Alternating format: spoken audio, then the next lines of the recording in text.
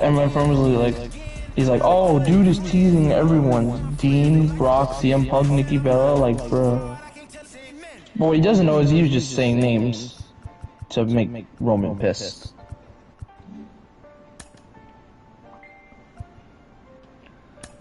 What is up, my Darkness family, and welcome to the review of AEW Rampage debut, August 13th, 2021. Fantastic show. If you miss it, you missed one hell of a show. Ladies and gentlemen, I'm here with B Nation. What up? Now, Brian, what we've seen tonight. Wow. But let's start off. It makes me smile. It makes me smile, man. But let's start off with the opening match.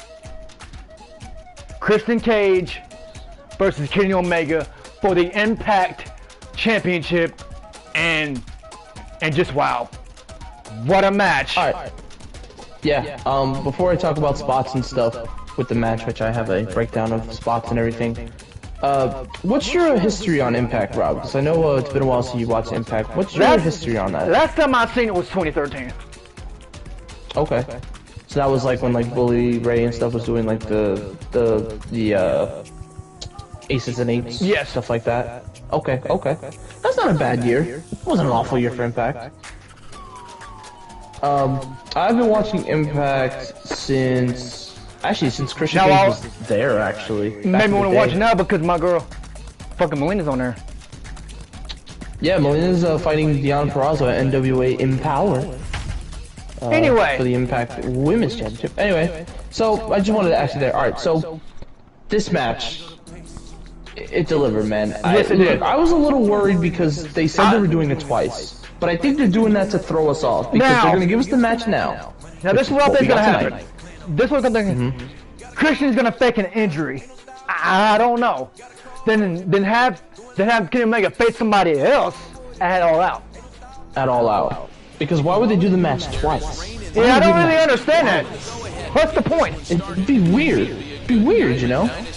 What's the point of doing the match twice? I think it's a thing to throw us off with Mr. Tony Khan. Mr. Tony Khan is throwing us off for a loop. Yep.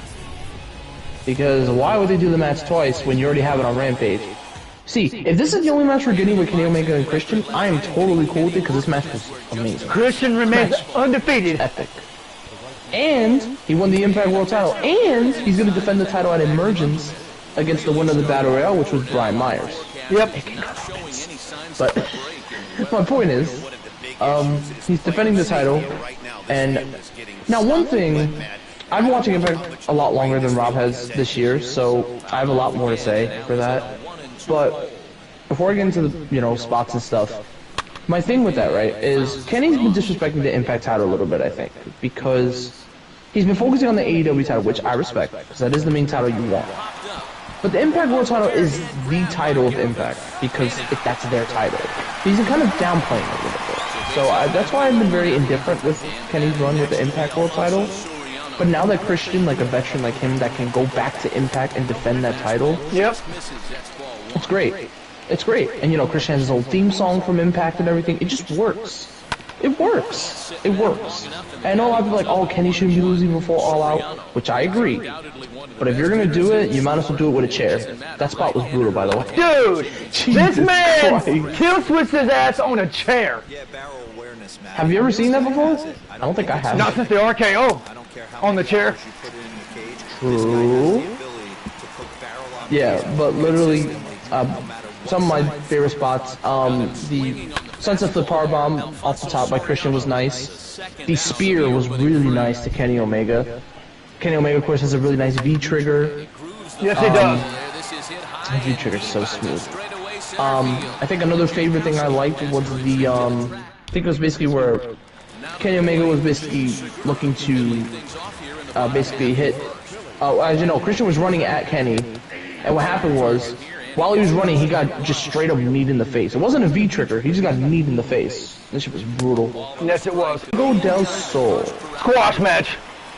But a good squash match. You know they're not gonna let him lose that title that easily. No. No, because Miro's been on a roll. He's beaten everyone on that AEW locker room. No one has been able to beat Miro. He's God's favorite champion for a reason. I know who could beat him. Bryan Danielson. Maybe. Oh, did I spoil something? I'm sorry. I'm sorry if I spoiled anything going into Flyer Fest. I'm sorry. Time will tell. Time will fucking tell. Okay. But my point is, basically this was another thing, but I do like how they gave Fuego a lot of offense that I thought he was gonna get. They gave him 3 DDTs and Miro kicked out. What a beast!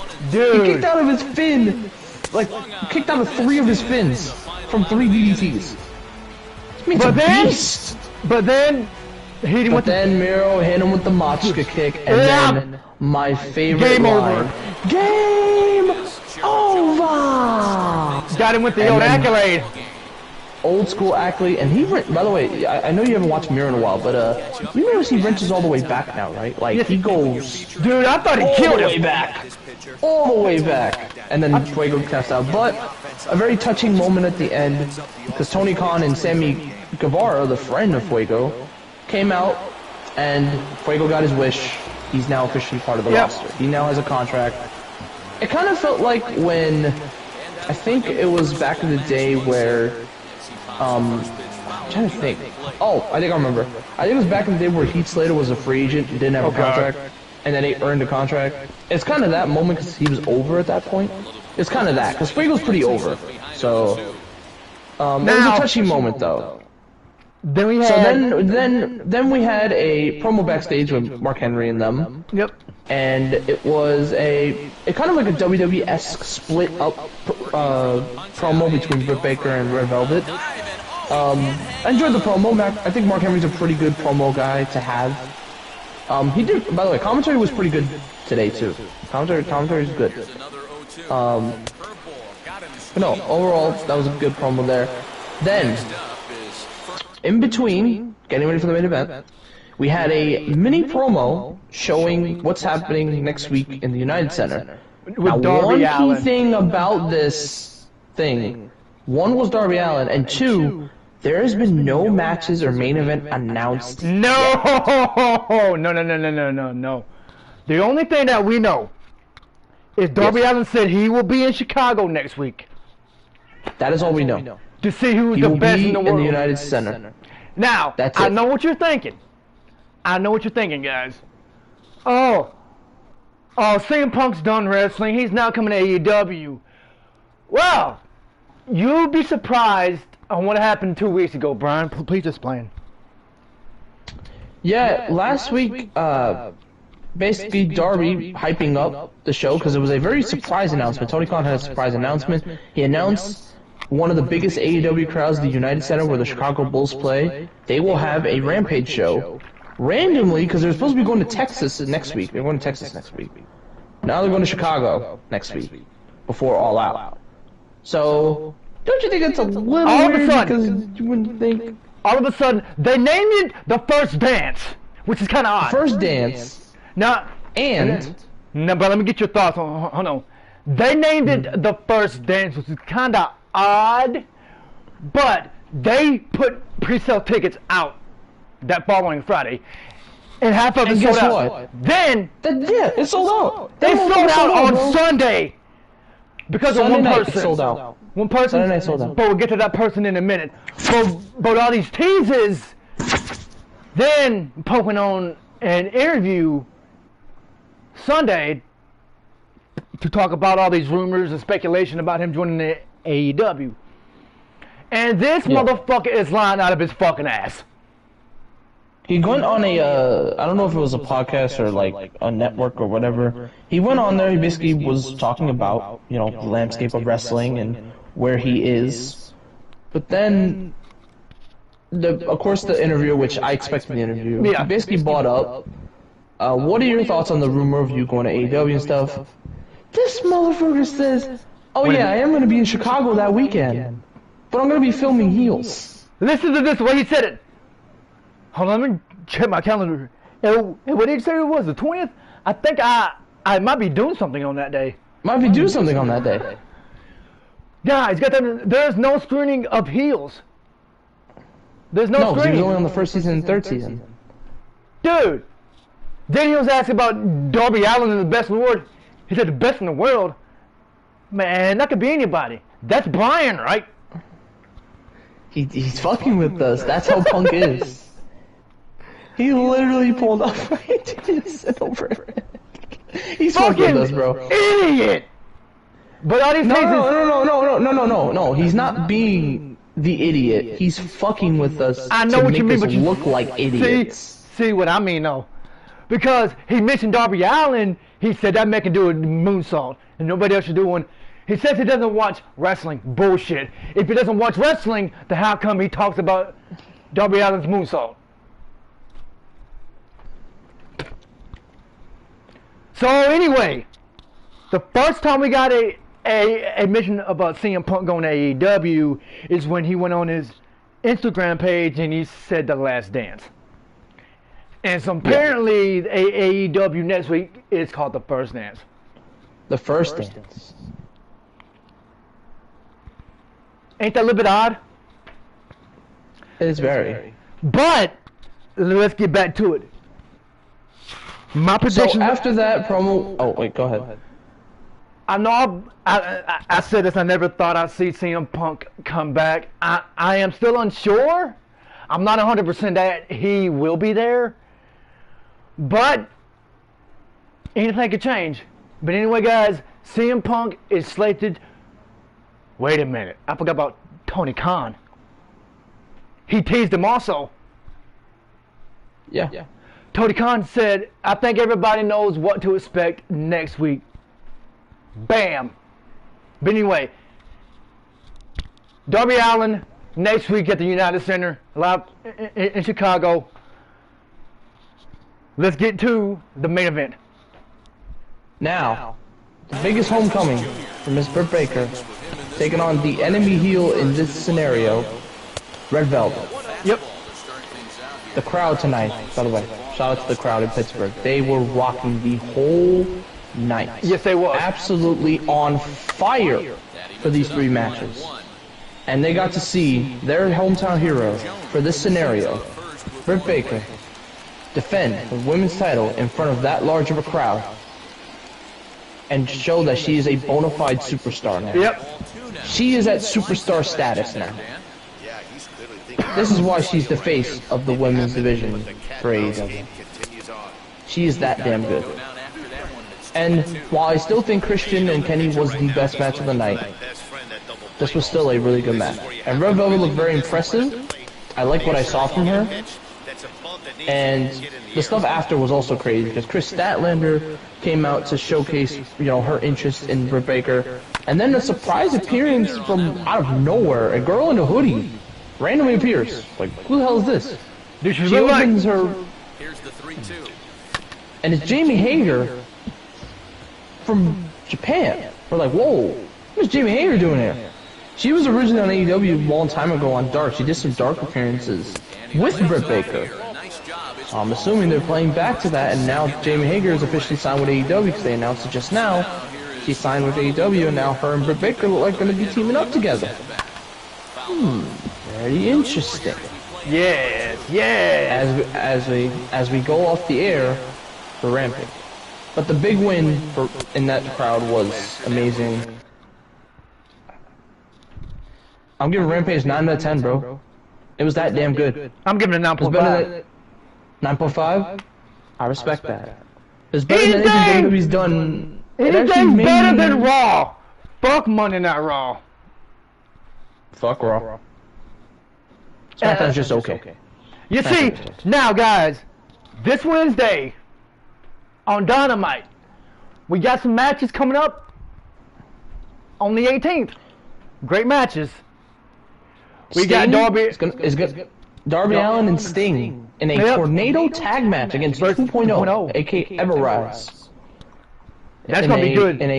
That's gonna be fun because Sting hasn't wrestled in TNT in God knows how long. It's been a while. He wrestled on the pay-per-view and looked like $1 million. Very excited to see what Sting does. Then of course we have the #1 contenders, Jurassic Express, versus the champions, the Young Bucks. And of course we got Chris Jericho versus MJF. But The Fifth Labor but cannot use Judas Effect. the entrance or the finisher, that's gonna suck. That's gonna be awkward. That's gonna be awkward, but fun at the same time. But guys, yes, that was the. But what? Going into next week, Brian, we got Dynamite and we got Rampage in the Chicago. One Dance. Yep. Can I get your The thoughts? United Center. Can I get your thoughts on next week and what can we expect? And do you believe CM Punk will show up, or do you think because if they do not deliver CM Punk, and if all this was for nothing, Chicago's gonna let them have it. they're gonna burn something to the ground.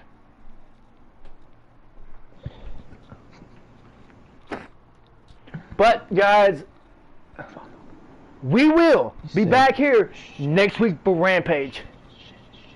But Brian, do you want to say anything else before we leave? I'm happy to be a wrestling fan again. I've never been so happy in my life. I'm happy that AEW is able to produce some amazing shows going into one of their biggest shows of the year, All Out. Yep. And I'm also very happy that now I have an opportunity to enjoy wrestling again. I haven't had that feeling In a long time. since the pandemic started. And having to sit through Thunderdome shows sucked. It sucked. Now, the AEW did well in the pandemic. Yeah, they did well for themselves. They did well for themselves. But sitting through the Thunderdome shows was rough. Because I wanted to give Roman Reigns a chance, and Roman is the best thing in WWE right now. And his mic Gotta be honest. and his mic skills has gotten better. Yes. And he is, in my opinion, who is the best world champion in wrestling? Roman Reigns. It is Roman Reigns. It is Roman Reigns. I take him over Kenny any day. He has more character to him. His promo skills have gotten better. And he's a beast. But that is the only thing that's been good about WWE. Everything else, it's been rough. We've had fucking Bill Goldberg on fucking Raw. Disgusting. Fucking disgusting. I want to talk about something before we head out, Brian. So apparently, I watched Wrestling Hustle Talk podcast this morning. Okay. And there was talk about how WWE wants Triple H out. They don't want him to be in charge of NXT no more. Because they blame him for them losing to AEW in the ratings. You know that's bullshit. I know that's bullshit. Vince has got pissed off because AEW kicked their ass. So he's taking out on the NXT wrestlers. He's taking out on everybody that he can get his hands on because he does not give a fuck about new talent. Yeah. Anyway, guys, that was the AEW Rampage review. See you guys next week for Chicago. Rampage. We'll be doing a live stream about that. Only if Brian's down. Depends. We'll see. We'll see. Anyway, guys, we will be back here next week. Y'all have a good night. Peace. Peace.